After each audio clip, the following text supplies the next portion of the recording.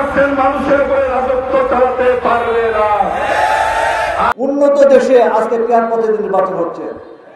Even বাংলাদেশের যে সংরক্ষিত মহিলা আসনে নির্বাচন হয় সেটা পেয়ার পদ্ধতিতে হয়। ঠিক কিনা বলেন? ঠিক। আর আপনি বলছেন বাংলাদেশের মানুষ পেয়ার পদ্ধতি বোঝেন না। আসলে আপনারাই বোঝেন না, আপনারা অজ্ঞমূর্খ। সম্মানিত ভাইরা, জুলাই সনদের বাস্তবায়ন হতে হবে।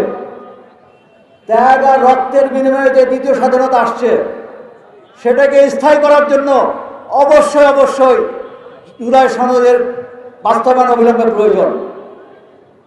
আজকে 31টি দলের মধ্যে 26টি দল জুলাই সনদের অবিলম্বে বাস্তবায়ন চায়। আগামী নির্বাচনের আগেই গণভোট চায়। কিন্তু দুঃখের বিষয়, একটি বড় দল যারা নিজেকে বড় করে এখনো মনে করছেন, আপনার সঙ্গে বড় ছিলেন, কিন্তু বড়রা ছোট এটা তো প্রমাণিত আগামী নির্বাচনের মাধ্যমে।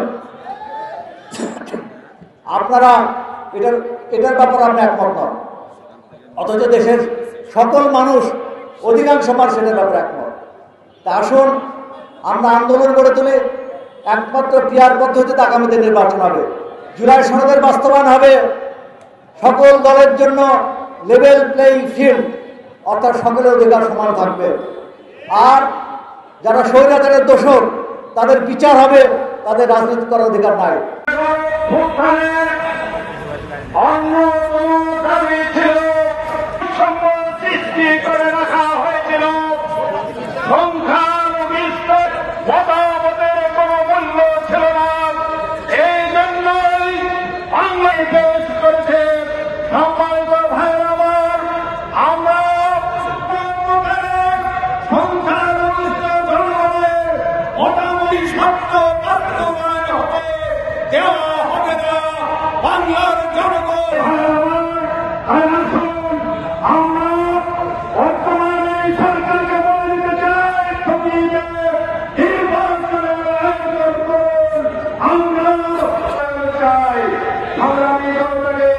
অভিনন্দন জানিয়ে আমার কথা শেষ করছি।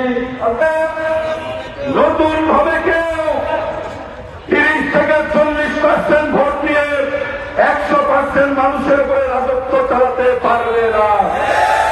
আর যদি পিয়ার পদ্ধতি নির্বাচন আসে